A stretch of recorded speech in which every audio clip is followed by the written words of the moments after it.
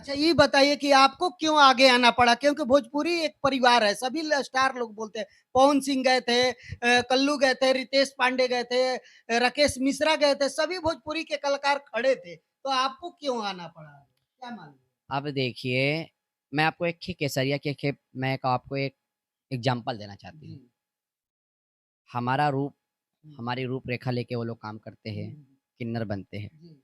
तो मैं केसरिया जी से कहना चाहती हूँ कि लगता है कि आप जब पहनते हो तो मेरे ही समाज से ही होते हो। हुँ, तो थोड़ा-सा अब हम कहेंगे कि तुम मेरे ही समाज से हो तो तुम हो कहाँ? हुँ, तुम भी तो आओ। हुँ, तुम तो कहते हो कि हम बेटियों के पक्ष में हैं, हम ये करते हैं, वो करते हैं, मगर ये तो गलत है ना। हुँ, चाहे वो पवन सिंह हो, हुँ, चाहे दिनेश लाल हो, हुँ, निरहुआ हो, हुँ, कोई भी हो, हुँ, चाहे मनोज तिवारी हो, मैं सबसे कहना चाहती हूँ हुँ, कि अगर से इस बेटी को तुमने न्याय नहीं दिला पा रहे हुँ, हो और नहीं दिला सकते हो, हुँ, तो तुम जैसे लोग पर नालत है हुँ, और तुम जैसे अभिनेत्रियों पर नालत है, तुम्हारी ऐसे कलाकारियों पर नालत है कि तुम एक बेटे को इंसाफ नहीं दिला पा रहे हो कि जो तुम खुद बेटी पैदा किए हुए हो। हुँ।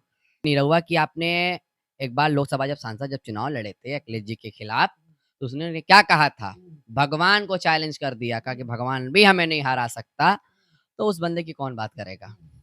तो क्या लगता है नीरव जी इंसाफ नहीं दिलाएँगे? अभी मनोज तिवारी भी बोले हैं, तो वो लोग नहीं दिलाए, आपको आगे आने की क्या आवश्यकता पड़ गई? अब देख लीजिए जो लोग शासन के अंदर हैं, सत्ता के साथ जुड़े हैं, हुँ, मनोज तिवारी सांसद हैं, हुँ, निरहुआ सांसद हैं जी, और क्यों नहीं ये सदन में आवाज़ उठा रहे हैं? क्यों नहीं अपने सरकारों से बोल रहे हैं? क्यों नहीं मुख्यमंत्री से, प्रधानमंत्री से बोल रहे हैं कि उसको इंसाफ मिले? इसलिए कि वो लोग सत्ता की कुर्सी पे बैठे हैं और सत्ता का नशा है, हुँ, इसीलिए लोग कह रहे हैं कि अगर से हमने आवाज़ उठाई तो फ़िल्म इंडस्ट्री पे से जी चले जाएँगे, सत्ता से तो 5 साल बाद तो जाना ही होता है। आकांक्षा दुबे का नया मोड़ ले लिया है। देख सकते हैं किन्नर समाज जो है वो आगे आ चुके हैं। मेरा नाम सलमान किन्नर है, मैं किन्नरों की राष्ट्रीय अध्यक्ष हूँ। हमेशा सोशल मीडिया चलाती रहती हूँ, मैं सोशल मीडिया पे मैंने देखा लगातार ये रो-रो के बेचारी गुहार कर रही थी। फ़िल्म इंडस्ट्री वालों से, भोजपुरी इंडस्ट्री वालों से बार-बार गुहार लगा रही थी। मैं उनकी गुहार के लिए, उनकी मदद के लिए ना कोई आगे आया है, ना आ रहा है अभी भी, मैंने लास्ट तक देखा। तो हम उनके घर पे मिलने गई थी बेचारी बड़ा रो रही है, ना उनके घर पे कोई आ रहा है, ना जा रहा है, ना उनको कोई आश्वासन दे रहा है। फ़िल्म इंडस्ट्री की तरफ से सब भागे हुए हैं, सब फरार हैं। कोई बोलना नहीं चाह रहा है इस मामले में। तो हमने कहा कि जब कोई नहीं बोल रहा है, कोई इंसाफ की उनके न्याय के लिए कोई आवाज़ नहीं उठा रहा, तो हमने यही कसम खा ली और हमने यही मन बना लिया कि हम आकांक्षा दुबे को न्याय दिलाएँगे और इसकी पूरी प्रक्रियाओं के तरीके से, पूरी सच्चाई से, ईमानदारी से इसकी पूरी सीबीआई जाँच हो और जो भी इसमें दोषी पाया जा रहा है, उसको उसकी सज़ा होनी चाहिए और सज़ा हो उसकी और हम यही न्याय न्याय से यही चाहते हैं कि जो भी आकांक्षा दुबे के जो पक्ष में जो न्याय आ रहा है, उनको न्याय न्याय मिलना चाहिए। हमसे ज़्यादा और हम समाज से ज़्यादा और आपसे ज़्यादा उनकी माँ जानती है कि उनकी बेटी थी। कैसे-कैसे क्या हुआ, क्या नहीं हुआ। उसने कुछ दिन पहले या उसी समय के पहले उसने एक अपनी सोशल मीडिया पर फ़ोटो डाली, वीडियो डाली कि अगर से मुझे कुछ होता है तो इसका ज़िम्मेवार समर सिंह है और जो लोग उनके साथ के लोग वो हैं।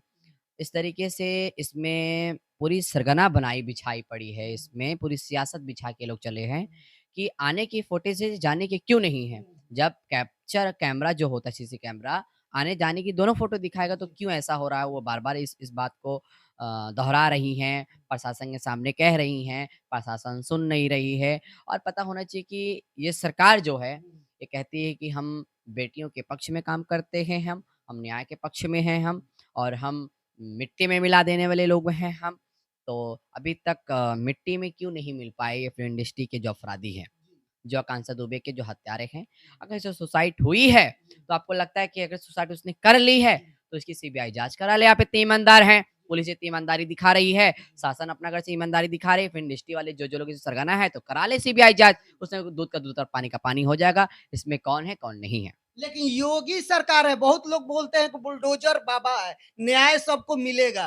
तो क्या आपको योगी जी पे भरोसा नहीं है? देखिए, लोग कह रहे हैं कि संत की सरकार है। मैं योगी आदित्यनाथ जी से कहना चाहती हूँ, आपने कहा था अतीक के मामले में, उमेश पाल के मामले में आपने कहा था कि उस माफिया को मिट्टी में मिला देंगे। तो अरे महाराज जी, आपसे बड़े हाथ जोड़ के निवेदन है कि ये जो अपराधी जो भाग रहे हैं, जो घूम रहे हैं इधर-उधर भाग, जब ये चोर नहीं तो काहे को डर है, तो काहे भागे पड़े हैं? ये आए सामने, तो ये भी तो मिट्टी में मिलना चाहिए।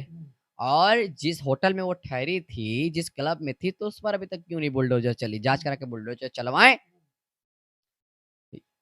चलिए एक और महिला है हमारे साथ में, इनसे भी हम बात करने की कोशिश करेंगे कि आखिर क्या मामला है, इन लोगों का क्या राय? अच्छा अपना परिचय सबसे पहले बताइए।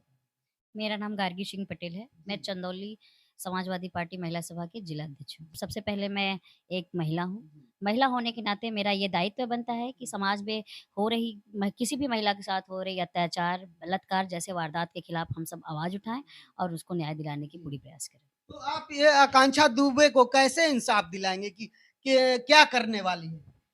सबसे पहले तो अभी आकांक्षा दुबे के लिए जो अभी अ, स सलमान जी ने किया, उसके लिए मैं सलमान जी को और उनके परिवार वालों को और समाज के लोगों को धन्यवाद देना चाहती हूँ कि इन सब ने आगे आके उस बच्चे के लिए आवाज़ उठाई।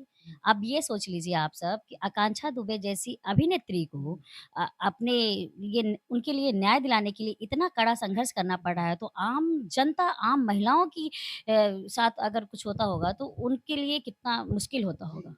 क्योंकि भोजपुरी के बहुत बड़ी कलाकार थी। अब बहुत सारे लोग कह रहे थे कि मैं साथ हूँ, उनके घर पे जा के माँ से बोले कि अब मैं कुछ होता है तो हम साथ साथ देंगे। लेकिन आज उनकी माँ कह रही कि मेरे साथ कोई नहीं खड़ा, एक महिला और एक किन्नर समाज को हेल्प लेना पड़ रहा है। बताइए। देखिए, मैं उनकी माँ से तो मिली नहीं हूँ, बट मैं हमेशा न्यूज़ चैनल पे देखती रहती हूँ और सबसे पहले ऐसा नहीं है कि उनके साथ कोई नहीं है। सबसे पहले मैं एक महिला हूँ, जिलाध्यक्ष तो मैं बाद में हूँ।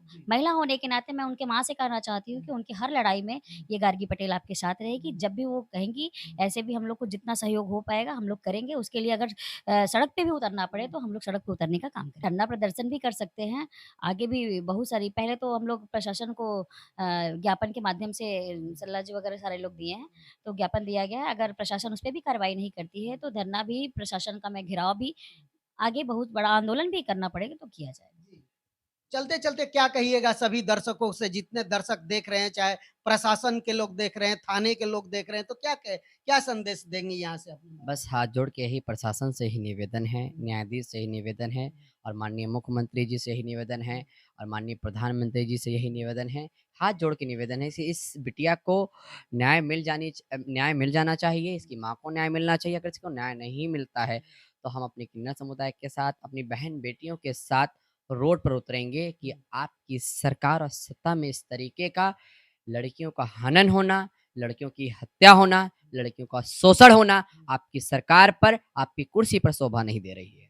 आप इस वीडियो के बारे में क्या सोचते हैं? क्या राय है? आकांक्षा दुबे के बारे में क्या सोचते हैं? सारनाथ थाने के बारे में क्या सोचते हैं? कितना सही है जो कि आकांक्षा दुबे का माँ लगातार सारनाथ थाने पे गंभीर आरोप लगाते जा रही है? अपना कमेंट बॉक्स में राय ज़रूर दीजिएगा